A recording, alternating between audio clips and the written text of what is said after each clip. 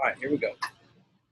All right, this is our next class, and I'm at Memphis. Well, I'm headed towards Memphis right now, but anyway, and you are then taking this. If you're taking this for credit, you need to, as always, you need to make sure that I know that you have taken this class, and especially this class, and you need to take notes and then send those to me via email.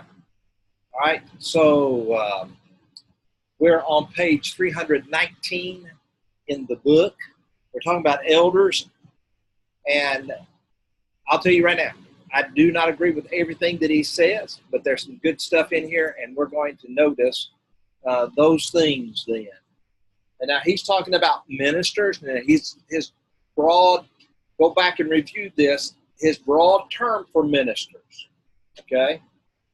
And he's talked about the apostles, he's talking about prophets, and he's talking about the evangelists.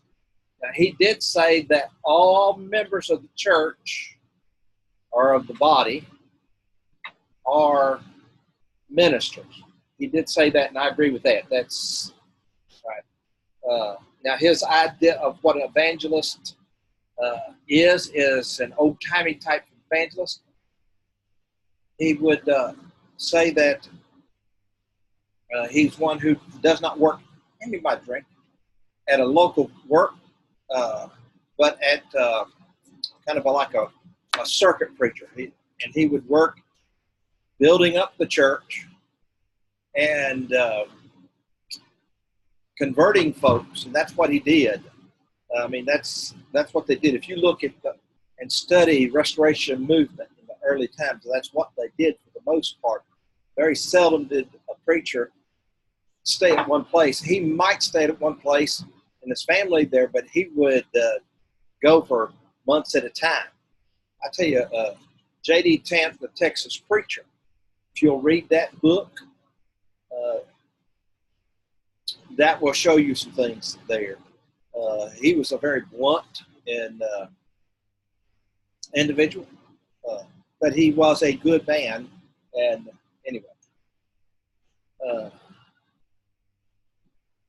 all right, so the fourth class of ecclesiastical officers known in the New Testament are variously called elders, bishop, overseers, pastors, or shepherds, and teachers. The preacher can be a pastor, but that doesn't make him one. He can be an elder, but that doesn't make him one just because he is a preacher. If we look at 1 Peter chapter 5,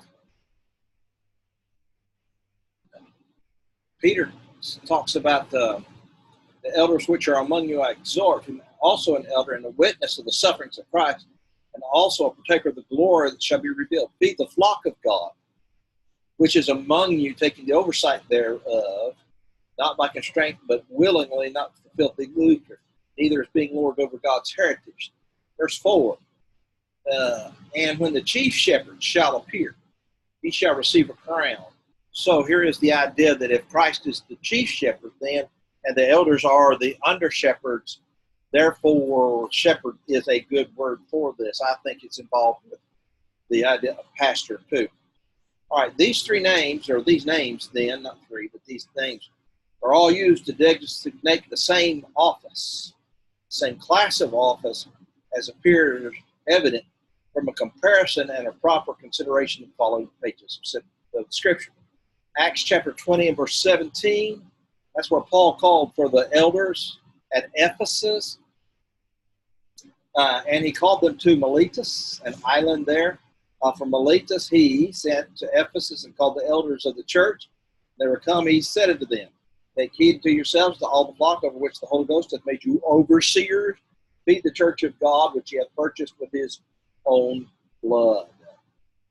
All right, so all the flock over which the Holy Ghost hath made you overseers, that ye be shepherds, okay, to the church of God, which he hath purchased with his own blood. These are the same persons who are called elders in the 17th verse are called also overseers in the 28th verse, and are furthermore exhorted to be shepherds or pastors to the flock. So a shepherd and a pastor there would be an interchangeable term too. And I think the etymology of the word would come, if you go to the Greek word, would be from the same root. Okay. On this passage, Dr. Bloomfield remarks as follows: as these persons, the elder, presbyteros, I think, is that the 17th verse, and of the bishop, I'm not sure about that one, and especially the comparison of other passages as 1 Timothy chapter 3, verse 1, are the best commentaries that the ancient and modern have, with the reason inferred that the terms as yet denoted the same thing. This term that he uses there, that'd be epipsokopos, might denote either a overlooker or a caretaker, and these terms, and in this sense, would be very suitable to express the pastoral duty.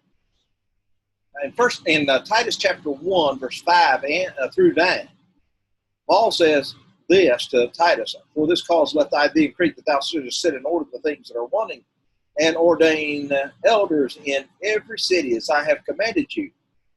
And if any be blameless, the husband of one wife, he is a faithful. If he has faithful children, not accused of righteous living or disobedient.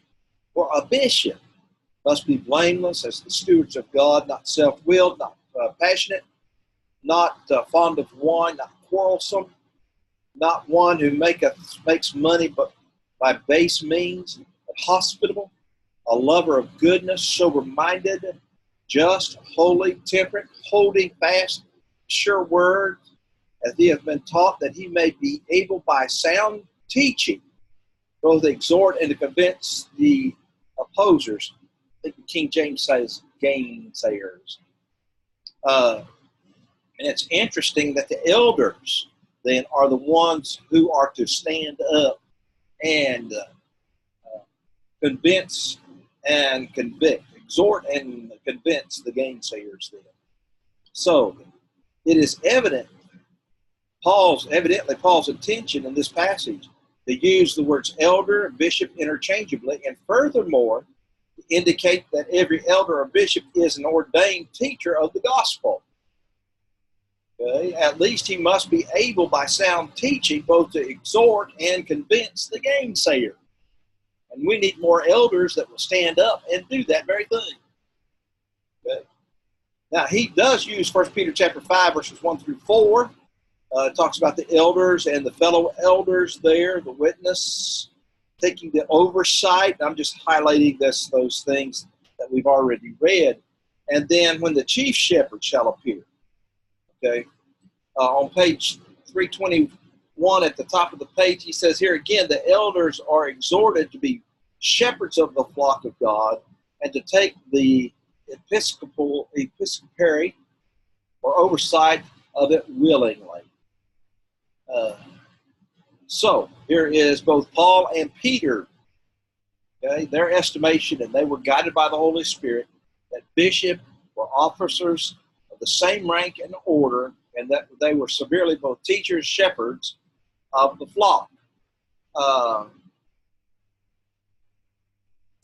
right, on page 322.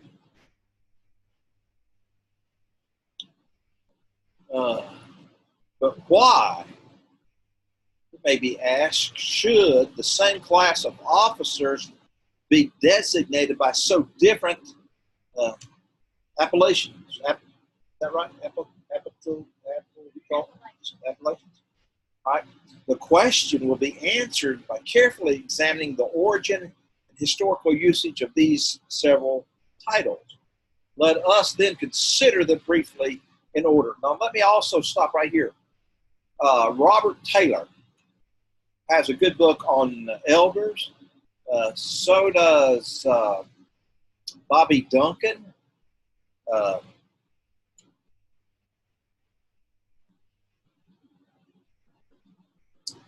oh, what's his name? Not Scheme, wrote The Lanes of the Bible. McGarvey also has a book. These are all good books. Franklin Camp has one on leadership. These are all good books, and if you're going to study this in depth, if you're going to preach on this, if you're going to work to get established elders at the congregation where you labor, then that is the place to go. Those books are helpful. If you'll look at that, there's a one button on that.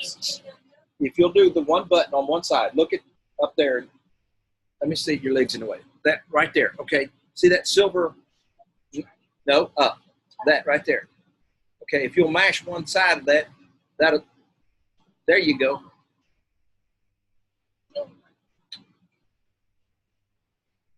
Now you can move that seat.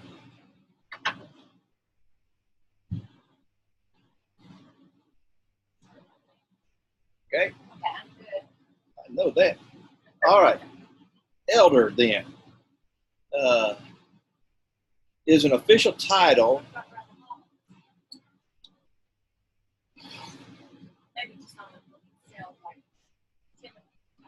I know he does have on Timothy and Titus. I'm not sure about Brother Holland. If he does, it would be also good. I just can't remember offhand.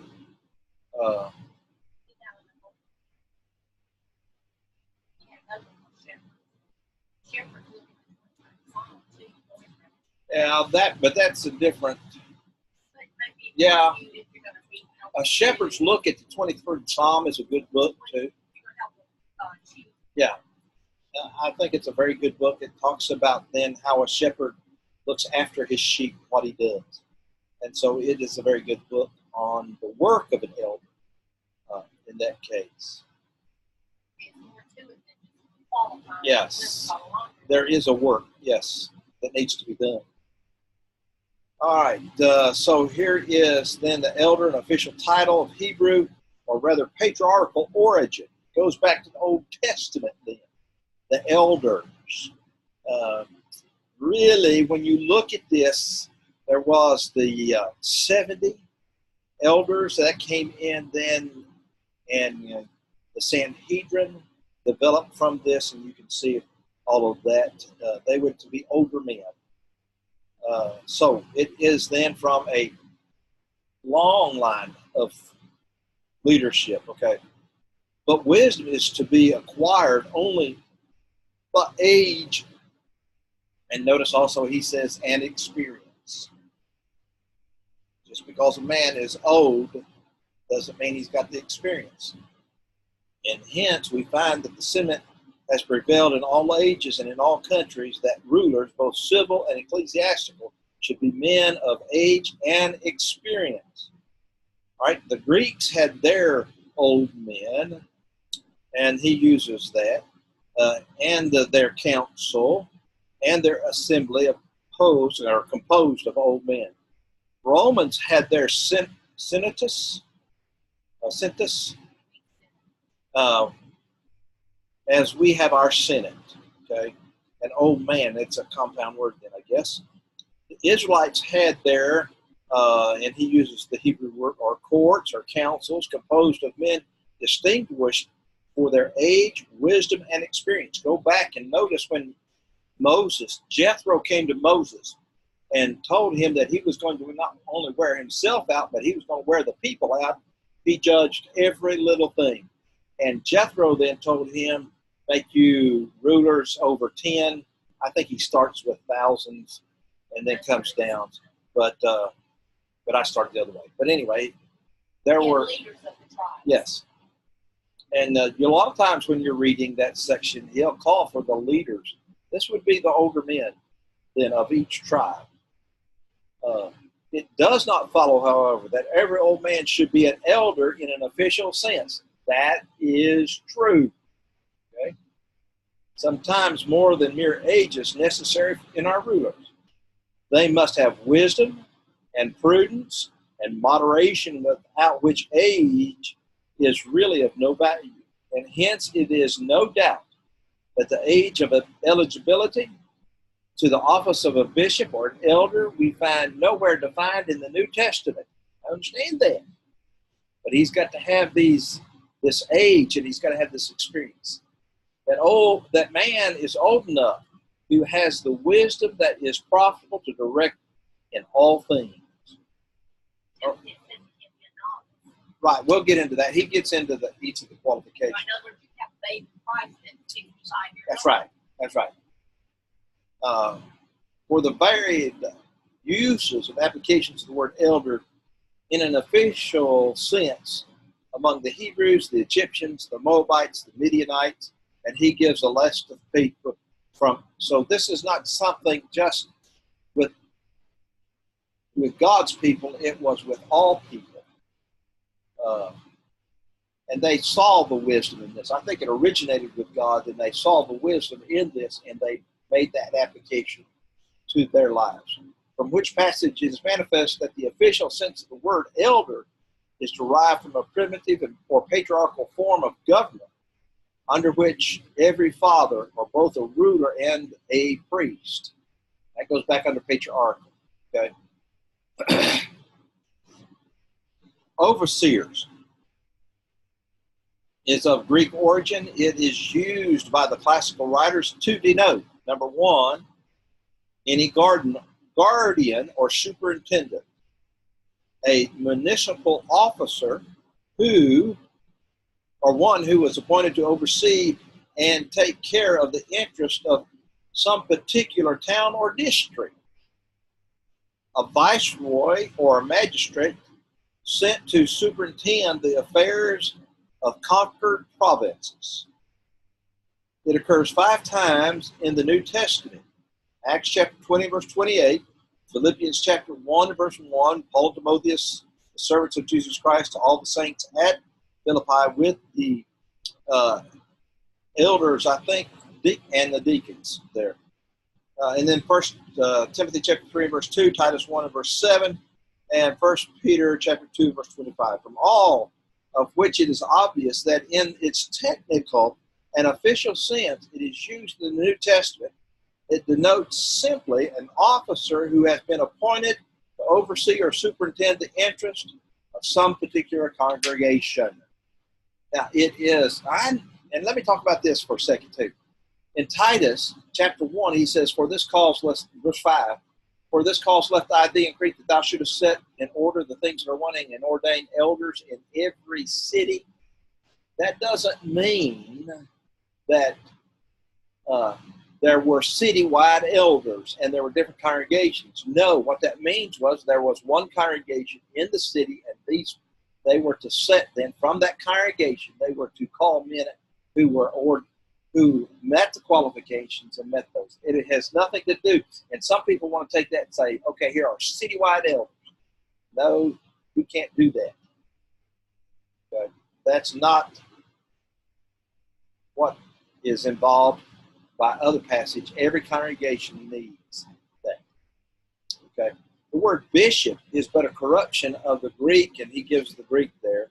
It was introduced into the English language through the medium of the Anglo-Saxons and has consequently the same meaning as the word overseer.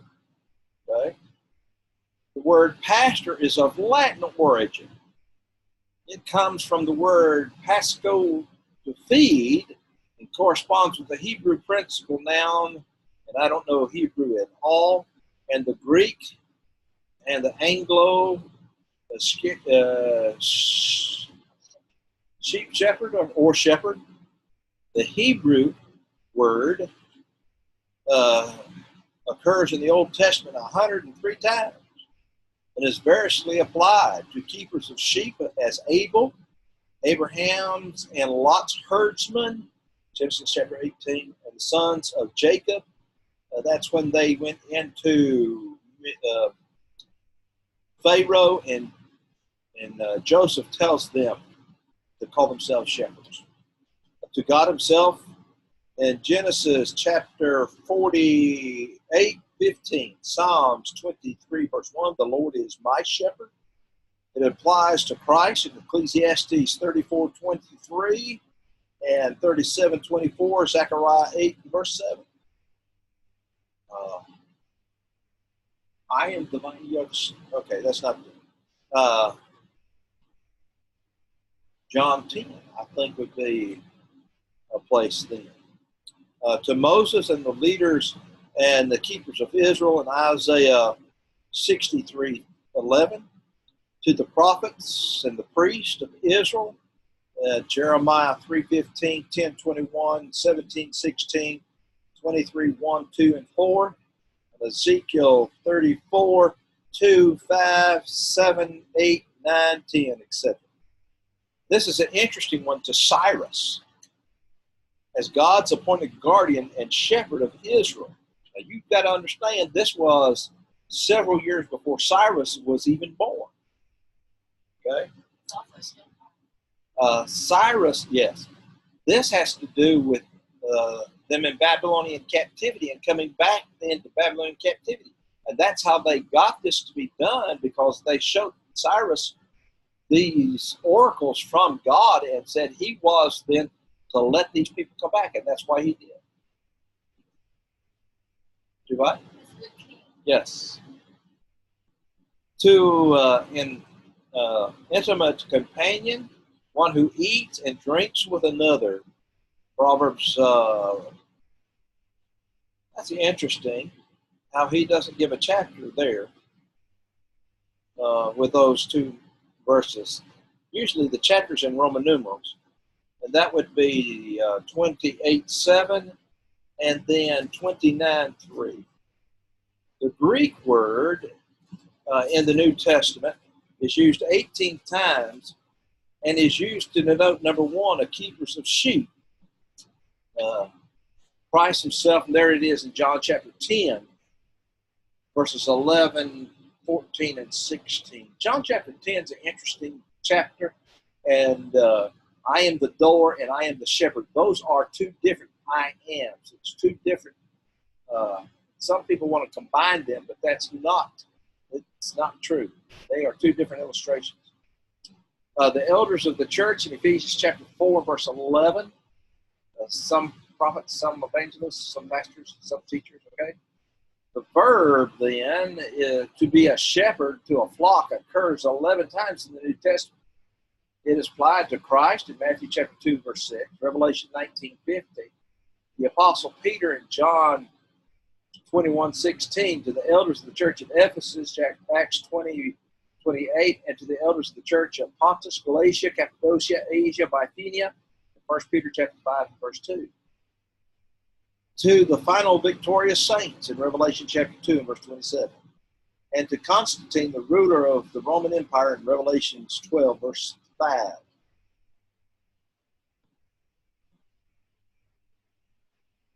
All right. The name teacher, all right? Diakolos, I think. Teach. That's didactylos. Is indicative of very high honor and authority. Christ himself is often called, by the way of eminence, the teacher.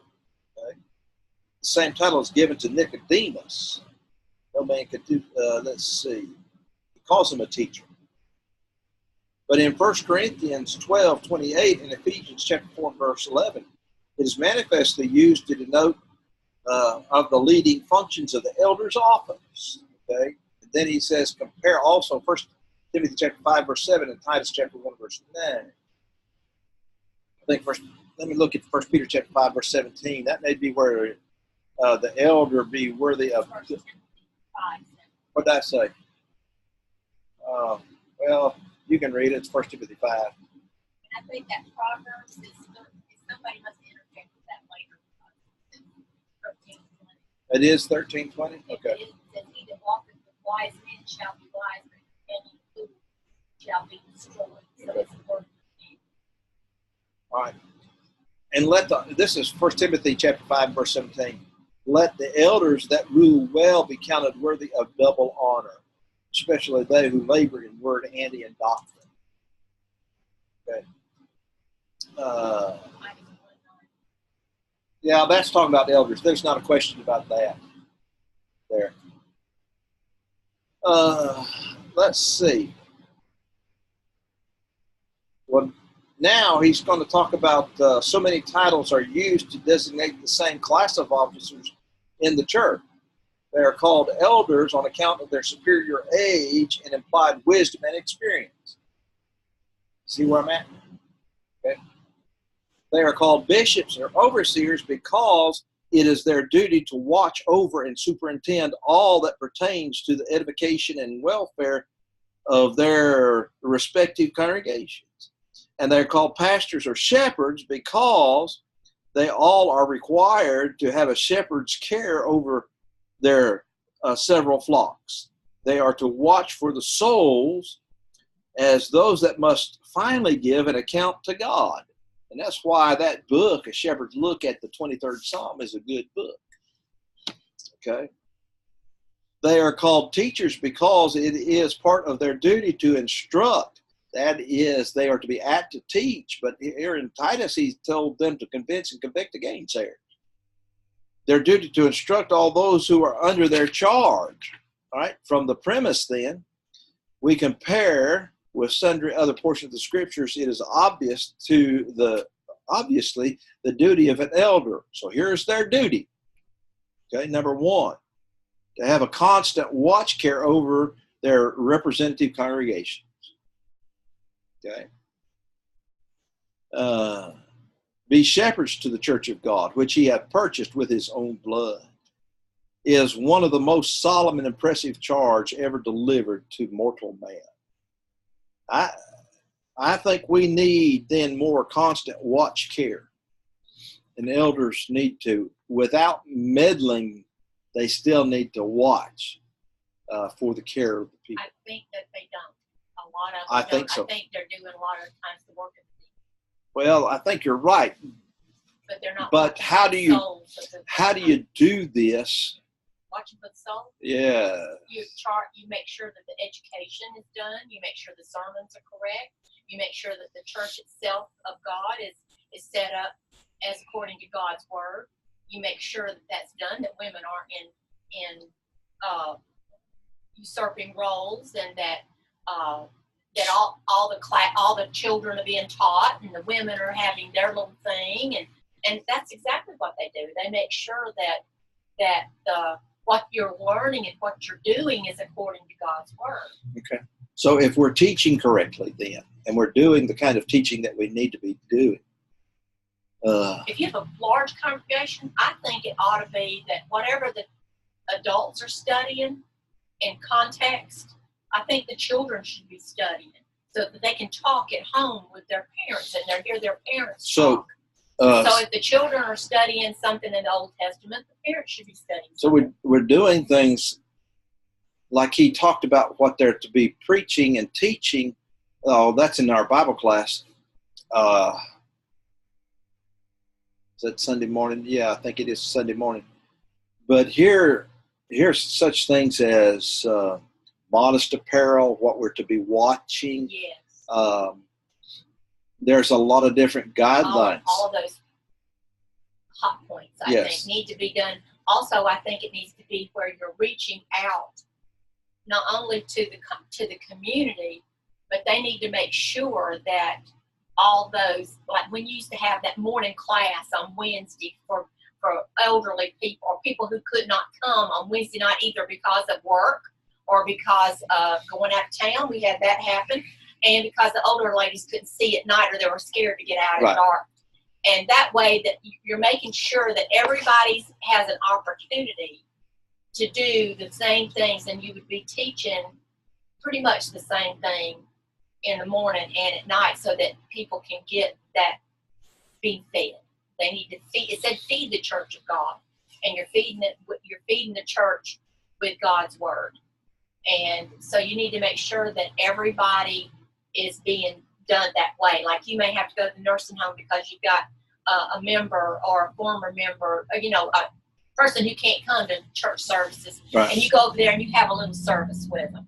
You sing with them and you talk with them, you pray with them, and you maybe have a little lesson or a devotional for these elderly people. But you have to make sure that everybody's reached. Okay. I think that's good. I think that's right. Okay. All right. Now, number 2, they are divinely appointed teachers of all who are under their charge, not only in the congregation assembled for public worship, but also in the Sunday school, in the family, and in the social circle. And I think that's good because they need to make sure that what they're getting at, and that starts at the congregation, the material that they're getting is not whitewashed denominational material.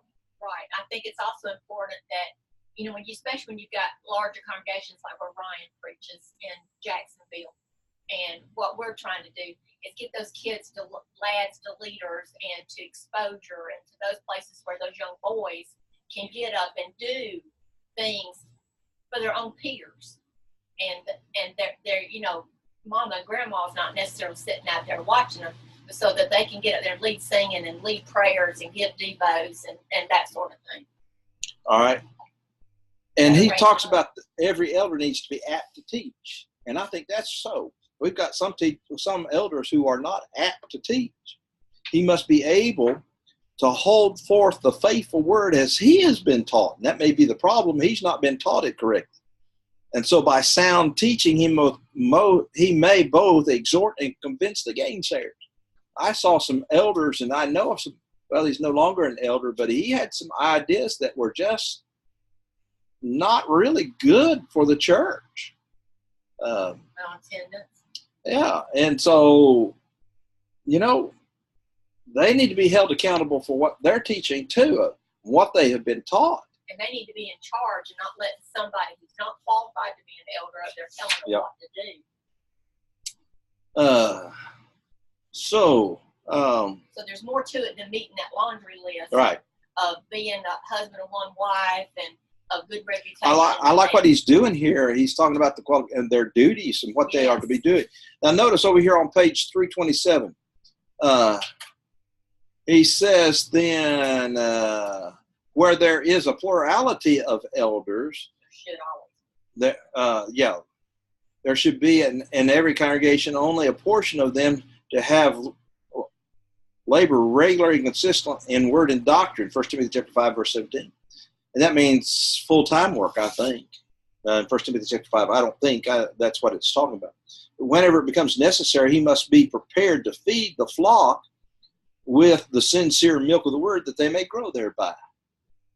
And so there is a time when they need to be full-time.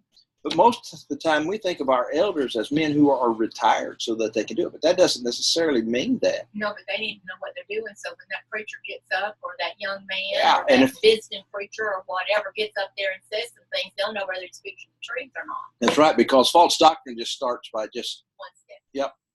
All right. The elders then are committed to the discipline of their respective congregation. Okay. Remember them, this is Hebrews chapter 13, verse 7. Remember them that have the rule over you, who spoke unto you the word of God. Obey them, this is verse 17. Obey them which have rule over you, and submit yourselves, for they watch for your souls, as they must give an account.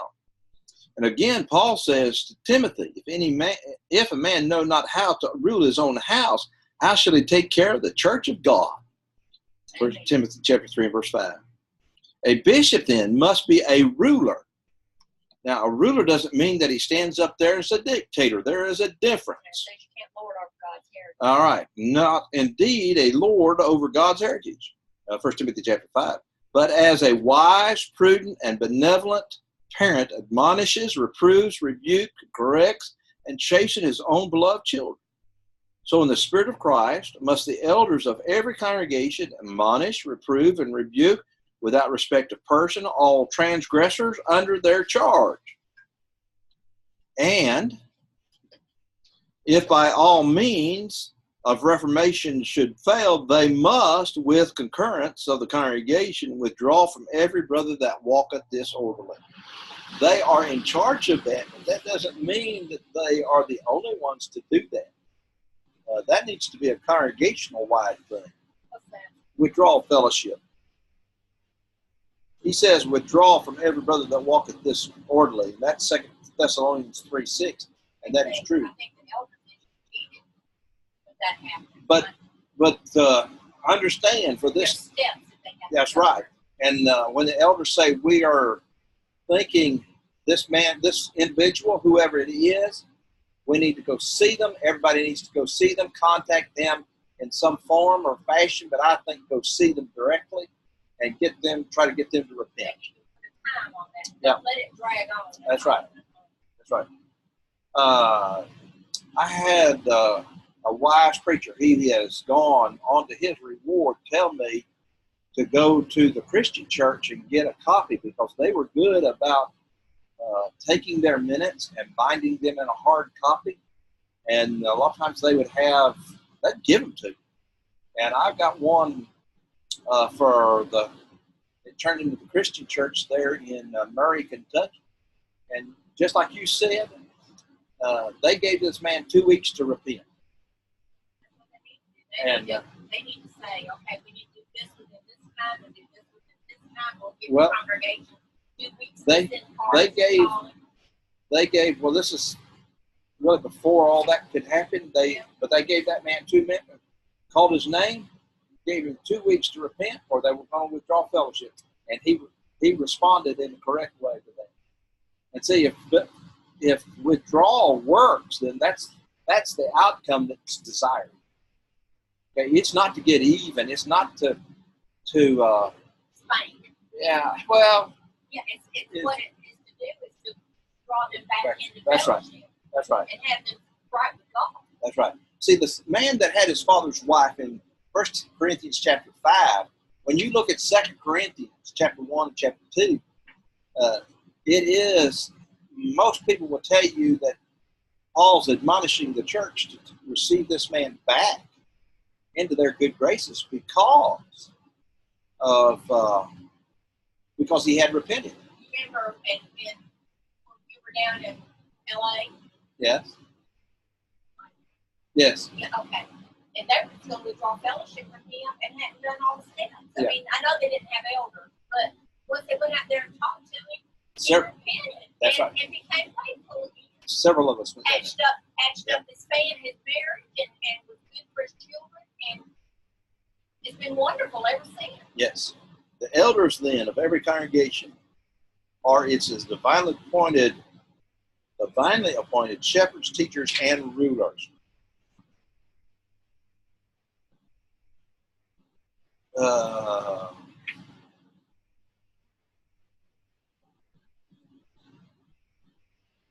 Okay, he gets into some things. Okay. Now let's see. We will now notice so briefly then those qualifications that are given in 1 Timothy chapter 3 and Titus chapter 1. Okay, the bishop must be blameless, a man who gives his adversary no hold on him, against whom no evil charge can be sustained. Now that's the point there, and I think that's a good key right there.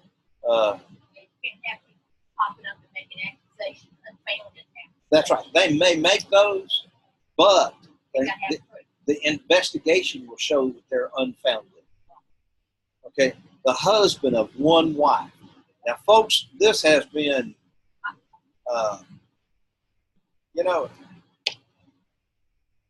they'll talk about, here's a man who his wife has passed away, and he's remarried, and he cannot be, they say, an elder. And I ask then the question, is he a polygamist? And they'll say, no.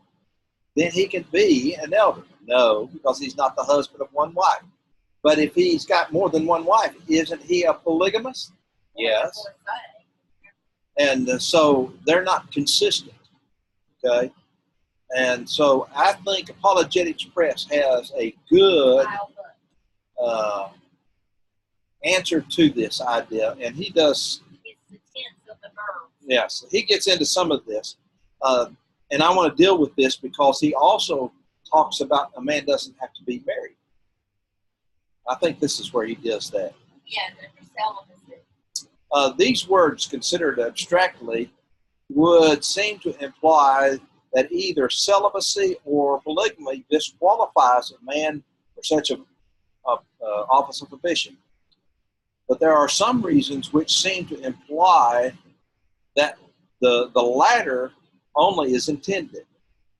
So he's saying that a celibate person can be an elder. I disagree with that. Celibacy is not in itself evil. Don't have a problem with that. But it's just like what he says, not everybody is qualified to be an elder. Okay? And it talks about, and he talked about this, if he doesn't know how to take care of his household, then how will he know how to take care of the church of God? If he doesn't have a household, how does he know how to take care of it? You see, he's not, okay. That's where you get into dark people having more than a child. Yes. Well, child I know that's what people argue. But I think there's a difference between that. Yeah, but they'll say you got all these children, you have the same parents, and they'll be so different. You know that. All right, in no part of the Bible is it so regarded. Don't have a problem with it. At least two of the most eminent members of the primitive church were unmarried men. Hence, it is not probable that Paul would condemn in all others what he considered right in his own case. How do you know that Paul was not a married man? How do you know Paul was an elder? Well, he didn't say he was. He did. Only Peter claims to be an elder. That's right. And he had a mother-in-law. Right. So you know he was married. Right. So you know he's married. Yeah. So he's making some unfounded statements here. Okay? It is unreasonable to suppose that the chief of all the apostles would lay down at necessary qualifications inferior officers what it proved by his own example to be unnecessary for the superior. Also, you can be a prominent member of the congregation. You can be a worker. You can be in every meeting that you're required to be in or asked to be in. You can teach. You can do all of these things and not be married. That's Doesn't right. mean you're going to be an elder. That's right. Or a deacon. But you can be very active. That's right. You can be a teacher. You can be a teacher. You can be a worker. You can be Matter of fact, the youth. A lot of times the youth ministers aren't married. I know a man who was very active in teaching. Okay, did a wonderful job, but he was not qualified. And he would tell you he's not qualified to be an elder. Of course, he's passed away now, but he did. Brother Benson, they taught at Faulkner. He wasn't married. Well, no, he taught at Alabama Christian when I was down there. He had those it was more like 7 or 8 volumes of books. I'm gonna tell you something. They are wonderful stuff, but he was not qualified to be an elder. But it was a wonderful teacher, good preacher. You can be a preacher, you can be a worker of any kind. And then he talks about Barnabas ineligible to the eldership, and so it doesn't approach that subject in the Bible, that whether Paul or Barnabas was eligible or ineligible. But it doesn't call them. It's like you said, the Bible nowhere calls them an elder. Peter does call himself an elder. So there's a difference. Yeah. Okay? But polygamy is evil. I don't have a problem with this part about the polygamy. It is a violation of the implied will and purpose of God in man's creation. In the beginning, he made them male. We need this today. Male and female. Okay? A tendency is full of evil. And you'll find in there that there were even back then men who had more than one wife. Let's see. Go down to the next paragraph. It said, it is therefore probable that monogamy is here opposed only to polygamy, and that to free the church as far as possible from this then prevalent evil was benevolent object of the apostle. I think Matthew chapter 19, one man, one woman for life. Well, I think that, and this is my personal opinion, for what it's worth, I don't think a divorced man should be an elder because of the potential of trouble. Yes, I understand. I think it's just potential for trouble. Yeah. Now when that woman passes away, All right. Then he talks about this Thomas Gops makes the following judicious remarks. Christ and his apostles, he said, expressly condemned polygamy as well as divorces, except for adultery. And yet there was no direct command for a man who had previously taken more wives than one to put the others away when he embarked on the gospel. I disagree with that. All right. You see where the quotation Christ and the apostles, he says, expressly condemn polygamy as well as divorce, except for adultery. Now, if he would have stopped right there, I wouldn't have had a problem with it. Yet, there is no direct command for a man who had previously taken more wives than one to put the others away when he embraced the gospel. I think he's gone too far. Go back to the Old Testament, and they had married women who were, the King James says outlandish women, and they had to put those women away. And understand when he says put them away, they still had a responsibility to take care of that woman and those children. That doesn't relieve them of the responsibility, but they could be married to. That's John chapter 4. The woman that was caught in that woman there that he was talking to on the well. He said, "Thou had 5 husbands. The man that you married to now is not your husband."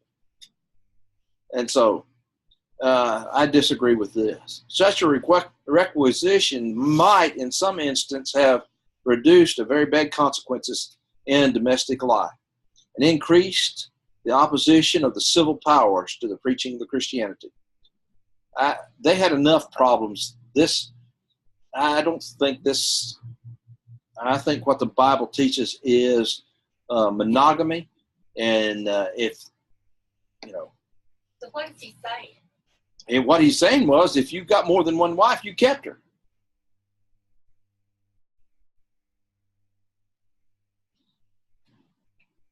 Read that again up there, where it starts with Christ and his apostles. You see that? I know, but I'm like you. That sentence is fine. It's the next one. Yeah.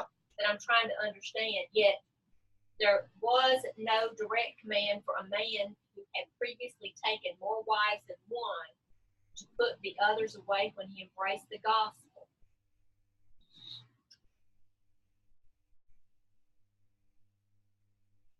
See, I think he was in 1 Corinthians chapter 7, he says that to abide in that situation, that they're taking that, but that's not what, polygamy is not what he's talking about there. I'm trying to see where you got that. I don't know. All right, but the rule, let's see, where are we at back?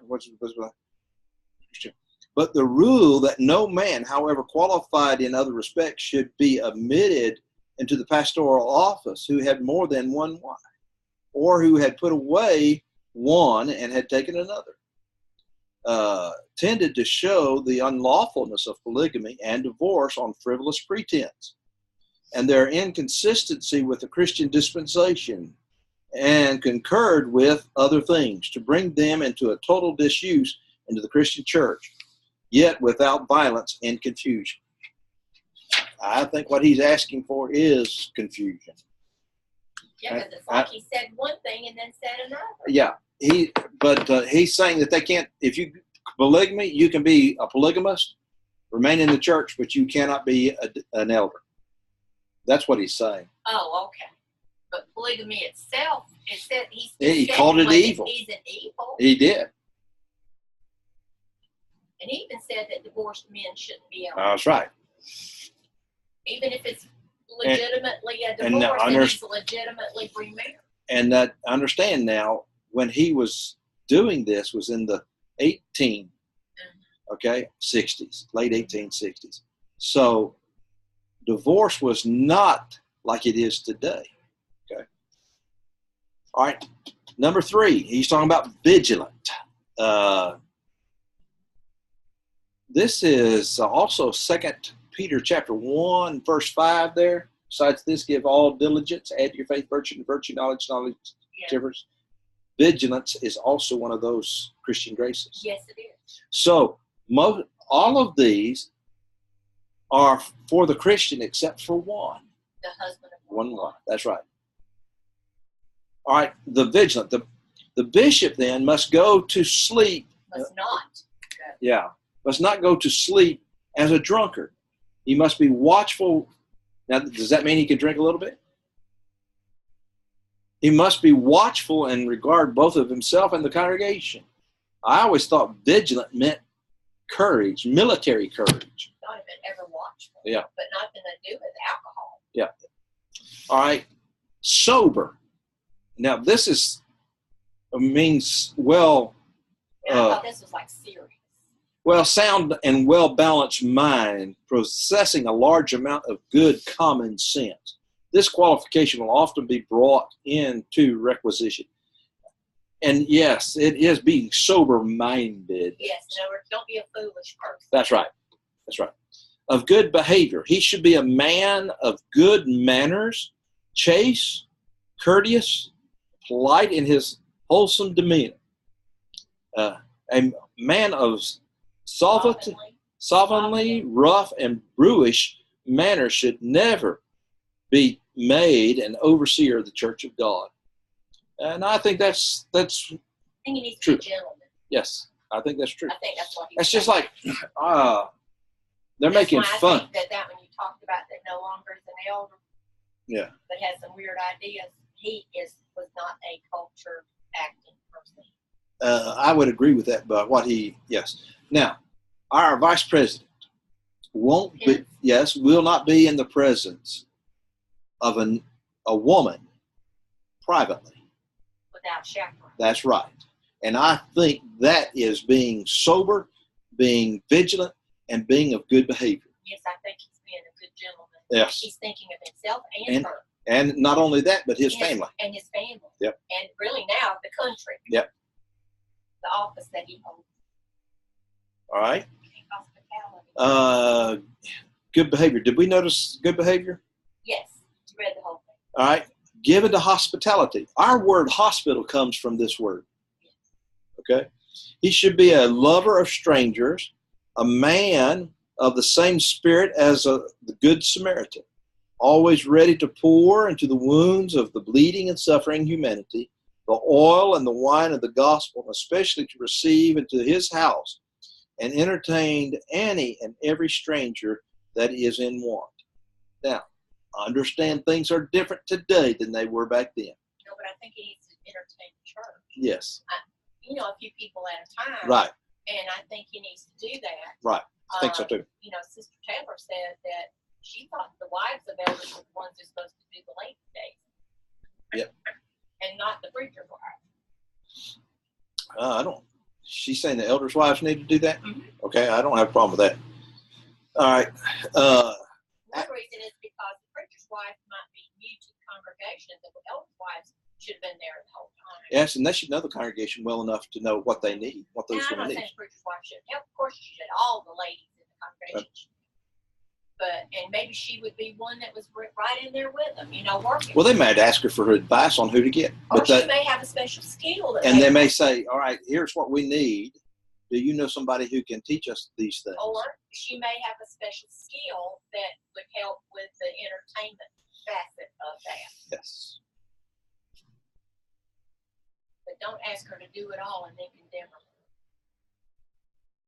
her. All right. So we go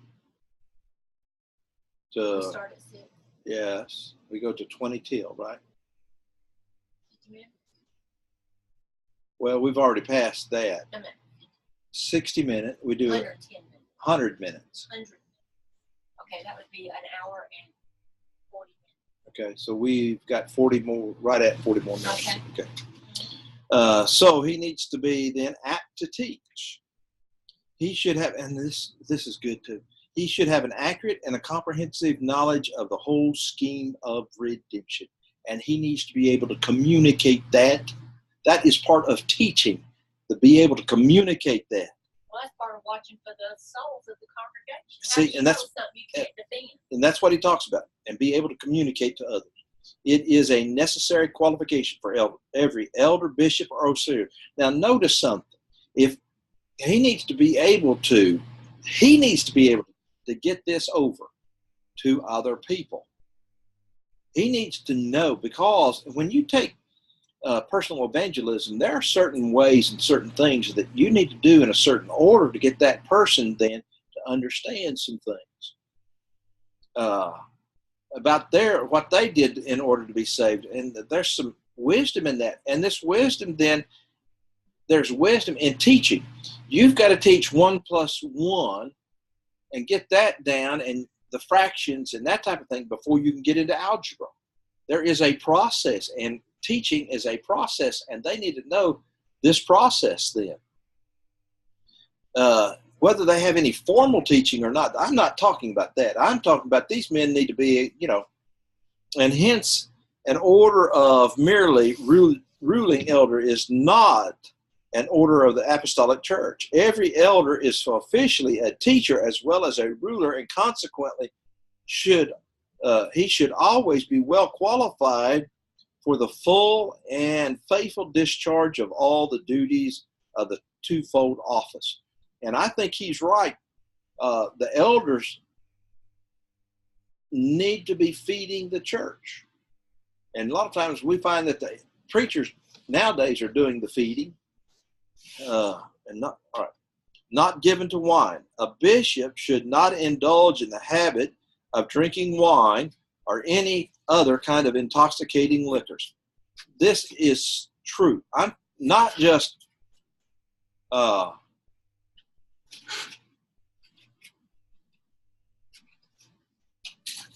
even drinking for a little bit. He shouldn't drink at all. Yeah. He should keep himself pure from the evil effects of this and every other species of intemperance. The Bible says that he needs to abstain from that Christians need to abstain from every appearance of evil. And so if he's going to a place to buy this stuff, he's not refraining from that. And in this day, if he went to a place that made it, the steels and that type of thing is still not. All right, number 9 on the next page. He needs to be no striker. He must not be quarrelsome and pugnacious in a physical sense, but a peaceable man. And I mean, he shouldn't go to fisticuffs, okay? Not greedy of filthy lucre. And if you don't think money is filthy, you've got another thing. Go to the bank and ask the teller, is money filthy? And they will tell you, it is nasty. He must not be a person who gains money by base and dishonorable means. This would exclude then from the elders, for example, those who are now engaged in the traffic of ardent spirits. Talking about alcohol. Okay. Is that what that is? Yep. Or is it That's another term for this. Yeah. For I was thinking maybe people who engaged in fortune telling. Well, that would be true too. So, but I think this is alcohol. Could be. I don't know. I have to look up the word ardent there. Ardent just means excessive. Okay. You can say somebody's ardent follower of Jesus. Yes. Yes. All right, number 11. So, so it applies to both the soothsayer and the. All right, patient. He should be distinguished for his general mildness, amenability of character, and meekness, instructing those who oppose themselves, if God peradventure will give them repentance to acknowledge the truth. So here's another one, not a brawler. And I think it's Brother Taylor that does this. Brother Hearn does one on the elders too. And he does the negative qualifications, then he comes and deals with the positive qualifications. It's interesting how many negative qualifications there are. Not a brawler. He should not be disposed to a fight in a metaphysical sense.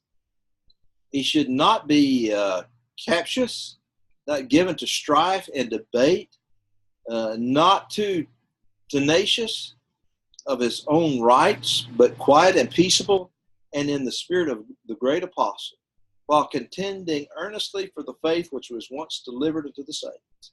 He should, as far as possible, accommodate himself to the prejudice of all, that he might gain the more.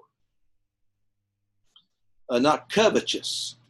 He should not be avaricious, not a lover of the money. And let me also state right there in 1 Timothy chapter 6 that the love of money, money is not the root of all evil. It's the love of money is the root of all evil. Right. So there is. You don't have to be rich to love money. That's right. And a lot of people get that confused and say that money is the root of all evil. And it's not. It's the love of that money. I know some people. Yes. I've known some people who are very poor that love money too. All right. One that ruleth well his own house, having his children in subjection with all gravity. Now, if this is, how can a celibate person be? All right. It is important just here to distinguish between that which is in itself a qualification and that which is mere proof of its existence. If the view which we have taken of the second qualification is correct, it does not follow that in order to become a bishop, a man must of necessity have a family. I disagree with that too. How can he then have this qualification and not? The test, as we have said, would have excluded Paul himself from the eldership of the congregation, of which for 3 years he discharged the fidelity of all the duties of an overseer. He may have done something. No. He was an apostle. Okay? That's right. But he never said he wasn't elder. He never did. Also never said he didn't have a faith. That's right. He just said that he thinks that men ought not to marry so they can go about and do what Well, he said that. He may have been married in the past. That's right. Why not? That's right. His sister was married. Yes, because she had children. My power cord disconnected. Okay. Not right now. All right, let's see. But this much certain does follow, that if a man who is a candidate for the office of bishop has a family, it should be well governed. You see, that word if. If he has children, he should have children. And see, that's what he's using. His emphasis would be on if. Well, that's where David Lipscomb got his idea. Yes. If his children. Now, I think they were, these both, David Lipscomb and Robert Milligan, were trained by the same individual or same group of men. Yes. No, I think they were.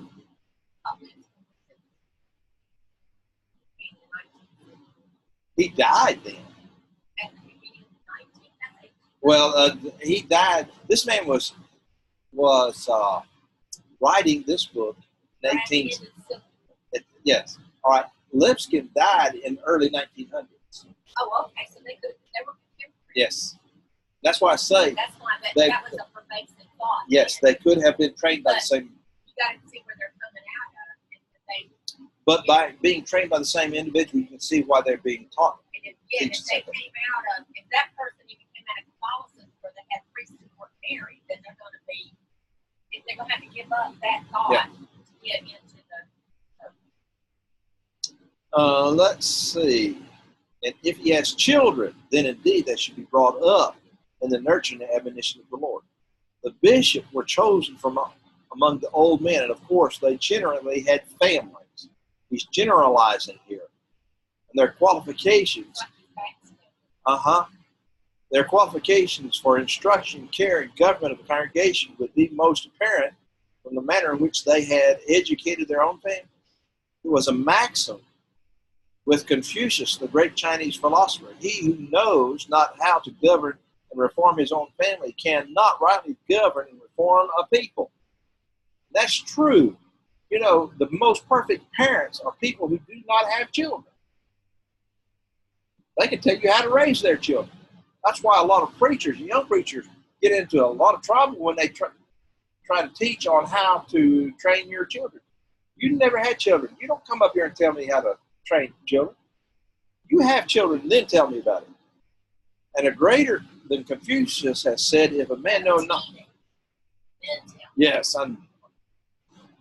Well, don't just have babies. Have teenagers. Yes, that early teens really too. Yes. If a man know how to rule his own, how shall he take care of the church of God? Not a novice, okay? He must not be a neophyte, a new convert. So if this would disqualify him, why wouldn't then a person who is celibate? Well, it says if he can rule his own house, how would a celibate person who has no children, no wife, rule a house? All he's the only person in his house is himself. Right. And he probably ruled his own house as well then. Yeah, I rule my house. Ruler, I want to just be. All right, he must not be a neophyte, a new convert, thus being lifted up with pride, he fall in the same condemnation of the devil. All right, moreover, he must have a good report of them that are without. I think this is also a very key point, okay, that he must be, not. I'm talking about those people outside of the church, okay? Right. Because there are some people who have a good report inside the church, but you get them out. Yes, and they, and they say, if that man was a Christian, I wouldn't worship him. I never knew him in church. Yeah. That's terrible. Yes. That's awful. Because that person has the potential to be a great person. Yeah. Of them who are not Christians, lest he fall in the reproach. Okay. Such then are in brief the essential qualifications of every Christian bishop, elder, and overseers. Those who do not possess them should beware that they touch not the ark of God. Now see, here he's saying, if you don't possess these, then don't touch it. But here are men who says, you see, he's making exceptions to the rule. But then he turns around and says, if you don't. And what gets me is he even says a celibate man. I mean, you don't even have a woman you got to deal with. I know, that's children. Just dealing with a woman, that's hard enough. Okay. And teenagers, you should have both. Girl teenagers. That Oh, would even be no. even worse. Ooh, no. Oh, no. The next point to consider is the number of bishops that should be appointed in each congregation. This will, of course, depend very much on the number of the members and the amount of labor performed. Now, he's got some things down here that's very interesting when you talk about the elders, okay? In the post-apostolic church, then, and he talks about the church in Rome, for instance, in AD 252, had one bishop, 46 presbyters, 7 deacons. Now, who's the presbyters different from the bishop? I have no idea. I thought that, and he proved that. But now, notice, let's go on, because this gets interesting. He had 7 deacons, 7 subdeacons, 42 or attendants, and 52 exorcists. Okay, exorcists. I don't know. I don't think I know what he's talking about. Readers. That's getting rid of the evil spirits out of somebody. And now watch this. And janitors. But there were in the church at the same time more than 1,500 widows and other needy and afflicted persons, besides the immense number of other members, some of whom were opulent and others in only moderate circumstances. Opulent. Yeah, that's right. I understand that. So I can understand having a bunch of folks to take care of that many people. You do need that. That's many. right. I mean, I've seen churches where they've had 500 members and they've got 12 elders, Yep. and 42 deacons. I understand and that. stuff like that. But that makes sense. But who are all these presbyters and sub-deacons? I understand. I understand that. Now, he gets into this, too, about deacons, and I disagree with him also on this. Okay. Let's see. At the asterisk on page 333. Okay. Yeah, but he also says there has at least a plurality of elders in every Yes. But I wanted to point out to this down here of what had taken place. Yes. Well, you know what, though? In AD 252, you're getting close. Yep, you are. The time when this is how the Catholic Church That's evolved. right. And it didn't happen overnight. That's right. It wasn't like we're obeying God's rule today, and tomorrow we're going to have a pope and cardinals and all this stuff. So you can see the process that they're getting in there. Right. And The pope, then the name. cardinals and the bishops and all of these. I don't know their hierarchy, but you can see how they're getting. Right, but they started changing the names, yes. All right. And the congregation proposed a few members, but few elders are necessary. But in all cases, it seems from the teaching of the New Testament that there should be at least a plurality of elders in every church. That is a key, folks. Okay.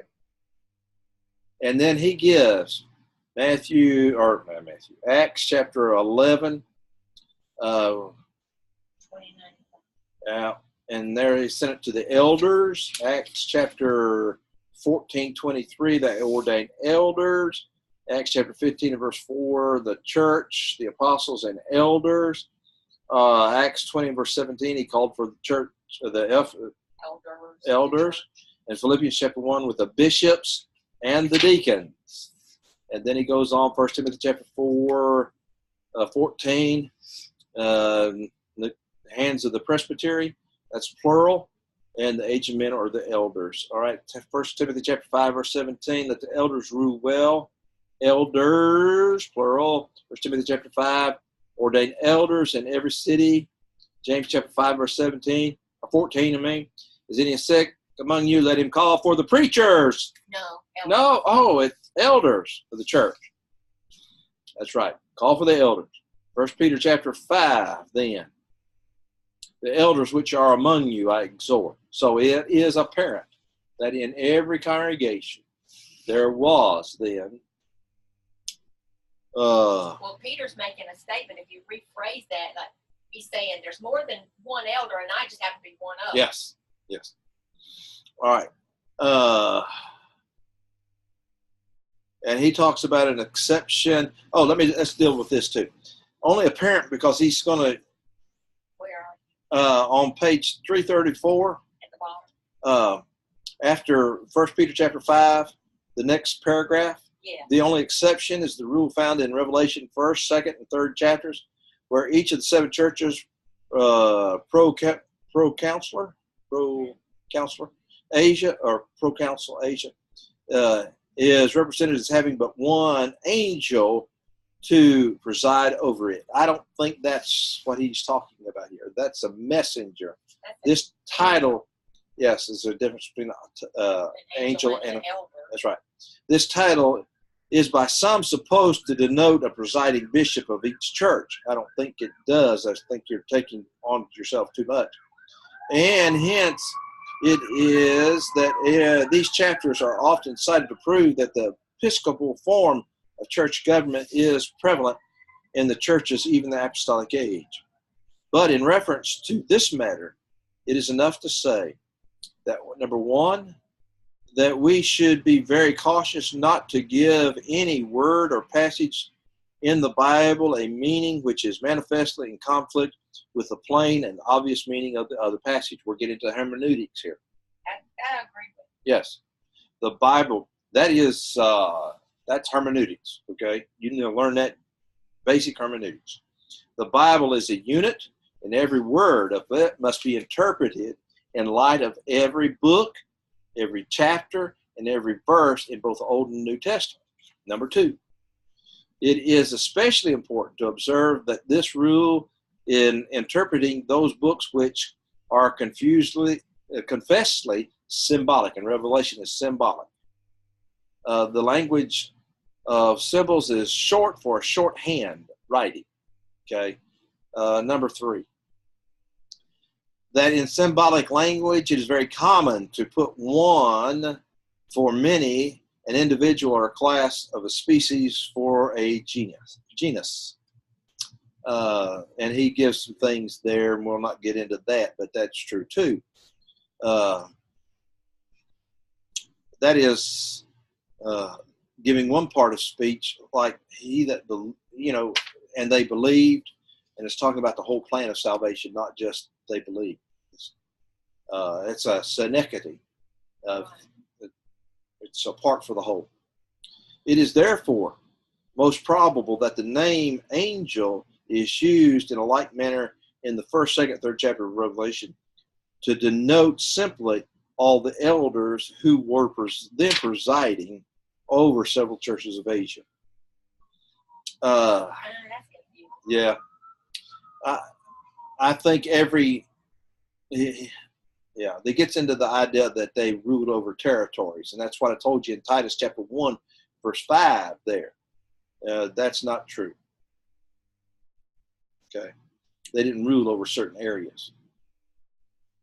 All right.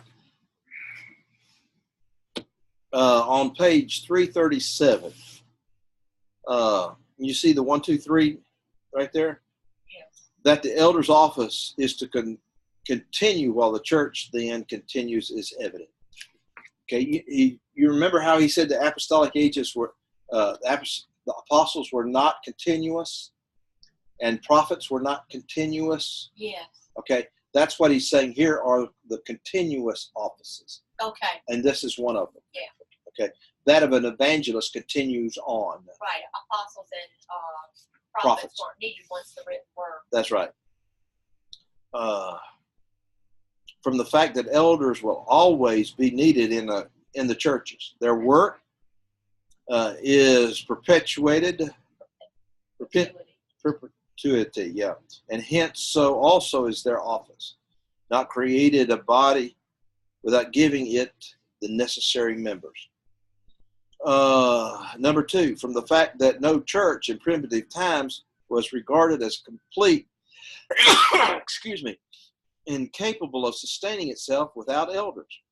Paul and Barnabas ordained elders in every church, and that they established during the first missionary journey. This is Acts chapter 14, verse 23. And you need to look at that word church there in that verse. Very interesting. It's from the word assembly. Uh-huh. It's not from ecclesia. It is from the word. We talked about that sometime. Yep. And Titus was left in Crete that he may ordain in every city. And I think the idea of every city there was just one church in that city. Okay. There are a lot of small towns. Yes. From the fact that the office has been continued without interruption through, though often very greatly perverted from the beginning to the present time. To this fact, all ecclesiastical historians bear witness. Okay. Now we'll talk about the deacons, and he has some funny ideas about the deacons too, not all of which I agree.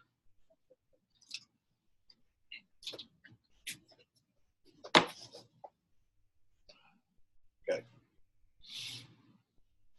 The word deacon, this is diakonos, a waiter, an attendant, a servant, a minister, and this is from the verb to wait upon, to serve, to minister, and this again is a derivative, and this is key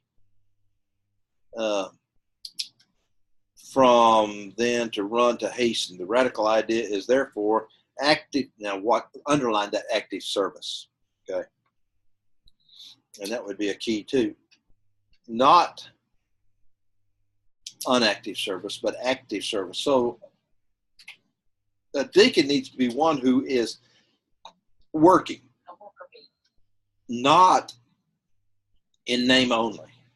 And a lot of times what we have is the preacher doing the elders' work, the elders doing the deacons' work, and the deacons don't know what to do. Okay? So notice how it's applied to Christ then in Romans chapter 15, verse 8, and Galatians chapter 2, verse 17. To him who would be chief of the apostles, Matthew 20, 26, 23, 11, and these other passages there in Mark.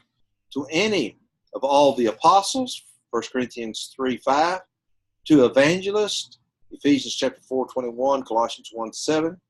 To any and every faithful servant of Christ, John 12, 26. To civil magistrates, Romans chapter 13, verse 4. To emissaries of Satan. Isn't that interesting? 2 Corinthians 11:15. To waiters. That's right. To waiters at festivals, Matthew 22:13, John 2, verses 5 and 9. But besides these various applications of the word, it is first intention is to be used also in a more limited and official sense. And this is true. It is used in an official sense. And he's going to give those. In Philippians chapter 1 and verse 1, Paul and Timotheus, servants of Jesus Christ, to all the saints which are at Philippi with the bishops and the deacons. Okay? Here, deacons are distinguished from the saints in general and are ranked with the bishops as an order of ministers. And then 2 Timothy chapter 3 gives the qualifications. Okay? Not be grave, not double-tongued, not given to much wine, not greedy of filthy lucre, holding the mystery of faith and pure conscience. Let these also be first proved, let them also use the office of a deacon, being found blameless. Even so must their wives be graves. And he's going to get into this too, about the not being married. Yes, he thinks that they also do not have to be married. I don't know how you can be a husband of one wife and not married. All right, I understand that. That's ludicrous. But he says then it's the idea if he is married, then he's got to have these qualifications. That's not what it says. And then also there's another twist to this, okay, that these are the qualifications of a deaconess.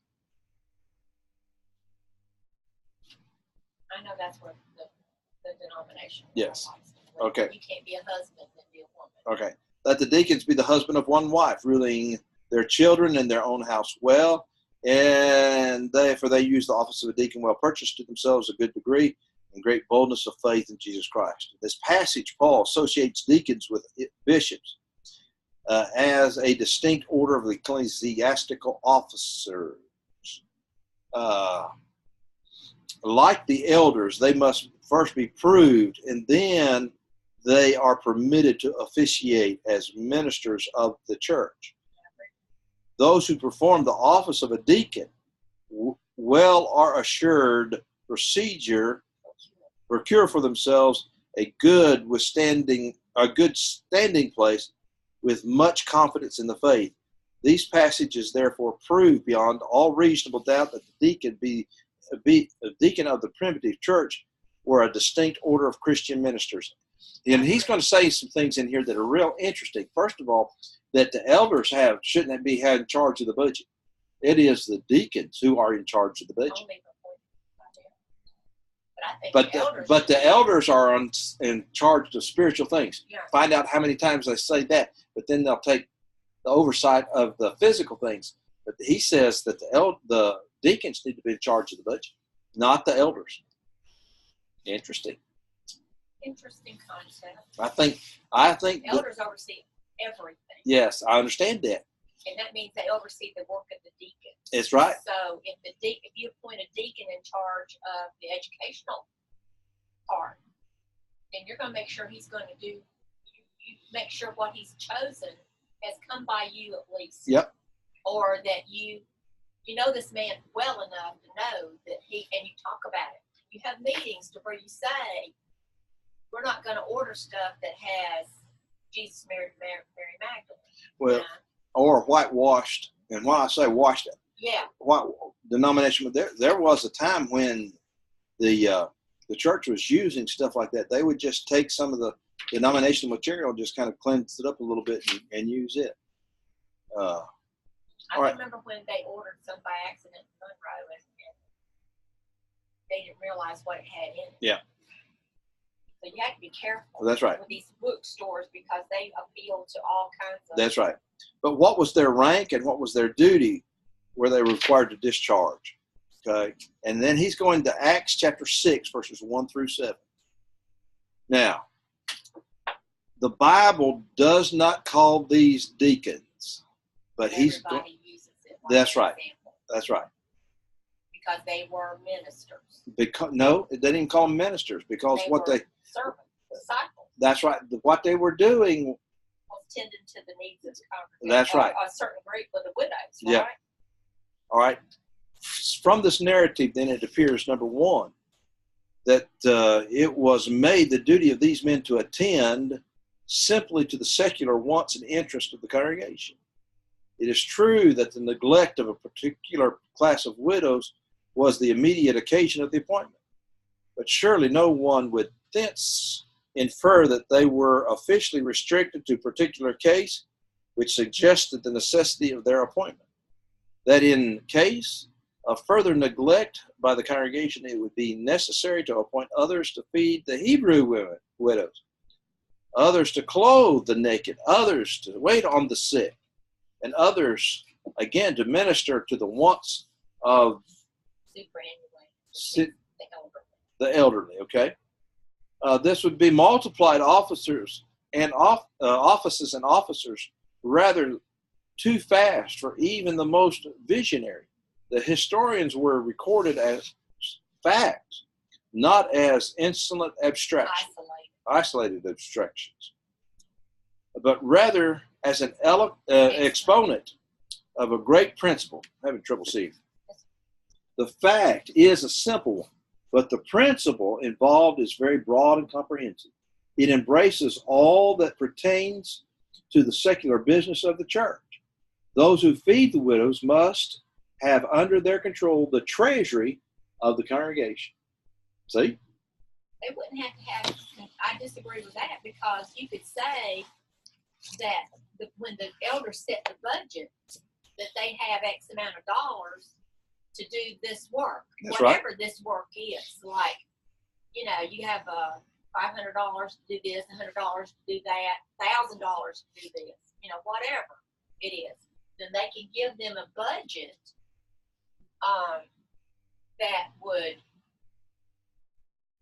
that they know how much they have. Like, you have X amount of money to spend on the educational. You have X amount of money for benevolence. And they could say, and then if you need something extra, you go to the elders and Yep. ask for it. I understand. And I don't have a problem with that, but that's not what he's. That's why I think you and Charles will figure it out. And hence the proposition of the apostles was to just surrender. Now look at this. Proposition of the apostles was to surrender this department of labor entirely to the 7 and give themselves exclusively to prayer and to ministry of the word.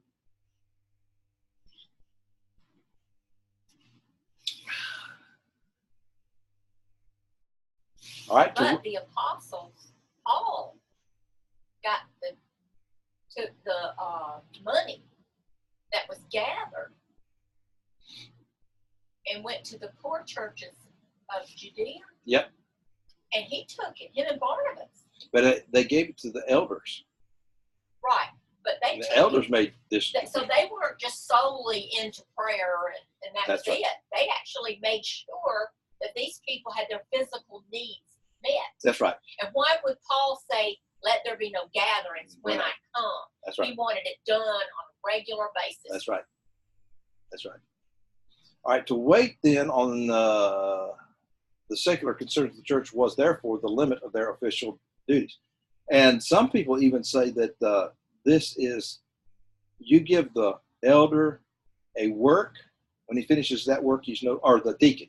You give a deacon a work. When he finishes that work, then he's no longer a deacon. He's finished it. It's complete.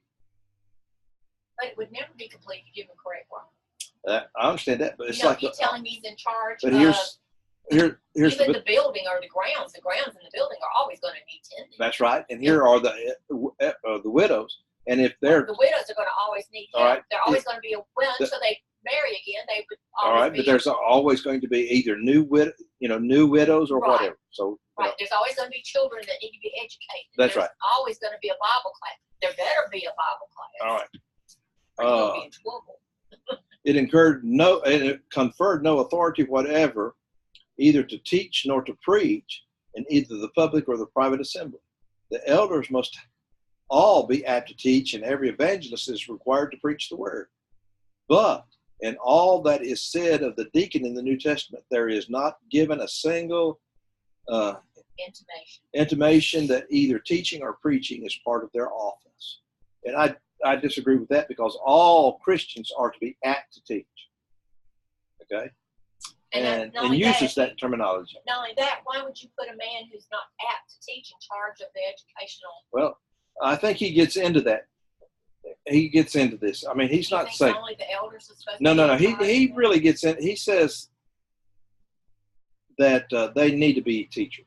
Because in big congregations, it's going to be difficult for the elders to have their finger on everything. Yeah, but he's getting into this. All right, they may indeed, in a certain sense, preach the word unofficially. That is, to a certain extent, the duty and the privilege of every disciple. All right, and certainly there is no better time to administer to the wants of the soul than when we are feeding and clothing the body. Every deacon should therefore know his opportunity and improve it. He should ever be ready to speak a word of comfort and consolation to the weary soul while he is laboring to supply the wants of its clay tabernacle. And see, he is saying that they need to be teachers, but he says it's unofficial. He's making a big deal out of it. But in doing so, it is well to remember that he acts simply as a Christian, not as an officer of the church. Okay.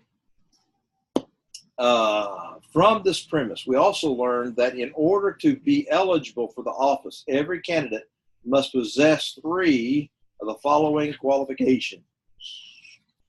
And he's taking this from Acts chapter 6. Okay. He doesn't deal with 1 Timothy chapter 3. All right.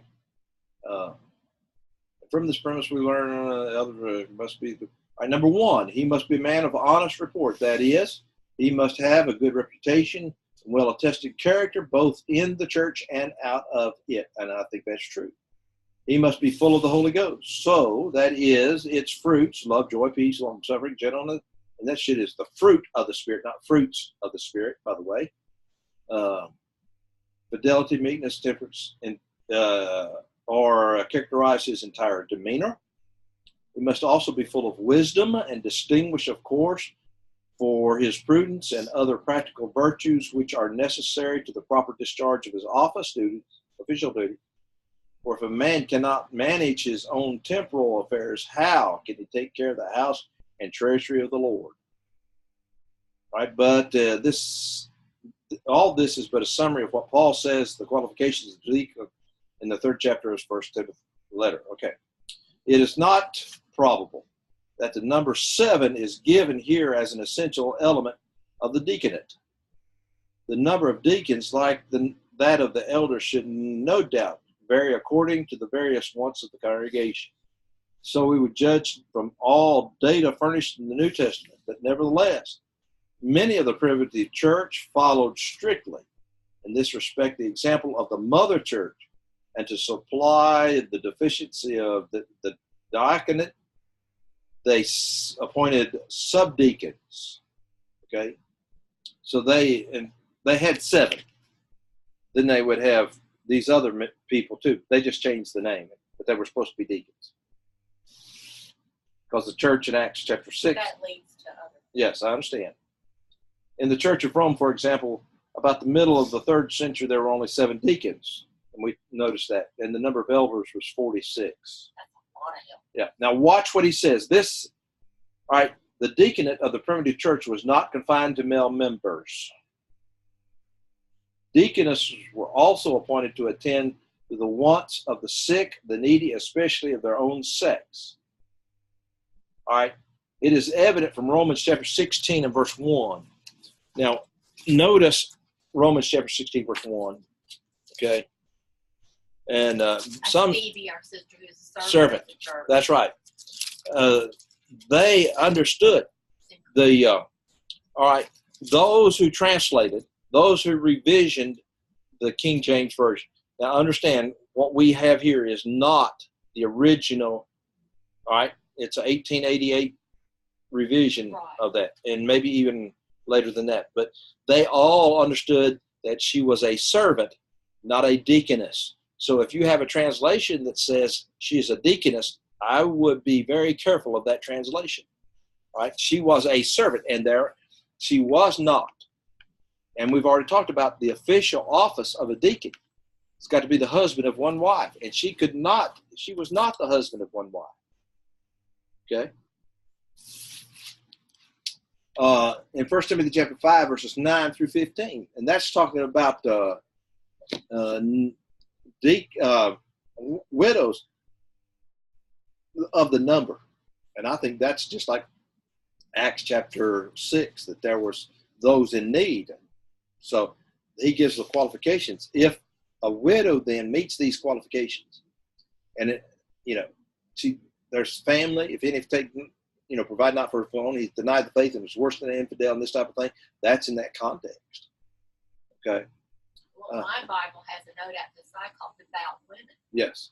So and it also points out some of those that he salutes later on in the chapter. That's who true. were women. Right. Who were servants. That's right. And Christ had a bunch of women that followed him and served him and served the other folks that were surrounding them. That's right. With food and whatever else they could do. That's right. So this order continued in the Greek church until the beginning of the 13th century, and it was to be regretted that it was ever discontinued in any church. The poor and the needy will always be with us and will require the attention of both deacons and deaconesses, just as much as they did in the churches of Jerusalem, Cenchrea, and Ephesus. And I disagree with that, okay? And I think the qualifications of a deacon, and then it gives her qualifications, that's his wife, and there is the reason for that, so that she can help him, but that doesn't put her in that office. Well, it makes his home a good place. Yes. And the children are being raised by both Christian parents. All right, in 1 Timothy chapter 3, when he talks about that, all right, likewise must the deacon be grave, not double-tongued, not given to much wine, not greedy, filthy with lucre, holding the mystery of the faith in a pure conscience. Let these also first be proved. Let them use the office of a deacon be found. Must their wives be grave, not slanderers, because what he's dealing with then, she doesn't need to be a gossip, going around slandering people. And then also verse 12, let the deacon be the husband of one wife. All right, in that qualification then, how can a woman be the husband of one wife? All right, and so as I had an instructor tell me at Alabama Christian, that rules out women. Okay, ruling their children in their own house as well. Okay. Because if she can be a deacon, then she's going to violate the passage on my page right across from it. You suffer not a woman to teach you to usurp authority. That's right. So you can't have. That's where people get all confused, and where you get these men's doctrines out there, where they've got all this conflicting information. All right. In 1 Timothy chapter 5, when he's dealing with that, look at verse 9. Let not the widow be taken into the number under 80 years, having been the wife of one man. He's talking about those women that the church is taking care of. Here are their qualifications. Not just any woman could they take care of. 60 years old and only have one husband. All right, and they've got to have other things here too. All right, and he's telling the younger women, look at verse 11, that the younger widows refuse. Let's see. They say to let them marry again. Yes, and that's what I was looking for. 11. Younger widows refuse. They will be done. They will marry against Christ. They will marry. And he tells them, verse 14, I will therefore that younger women marry, bear children, guide the house, give an occasion to the absurd to speak reproachfully. You got to realize too, back in the day, that people didn't always live very long, and also they had a lot of diseases that would take them out. Yes, and they didn't have penicillin. And they had men who would go to war, and just like we do now. Yes. If you're, Amanda's friend who lost her husband in Iraq at age 26. Right. She needs to get married again. Yep. Have some more babies. That's right. So we're going to notice the rest of the officiates and that type of thing, and how to. And we're going to start on page 343 at the bottom. Yes. What is it? I don't. 8. No, we pick up max to 8, so it's got to be 7. So anyway, that's it for tonight. Appreciate it. Thank you. Take notes. No, this is for the set. This is for. You can't. Third. This is for the third. This one we just did was. Yes. But the one for the next week that we're going to be talking about is going to be the 10th. That's right. That's right. That's what I was. Yeah. All right.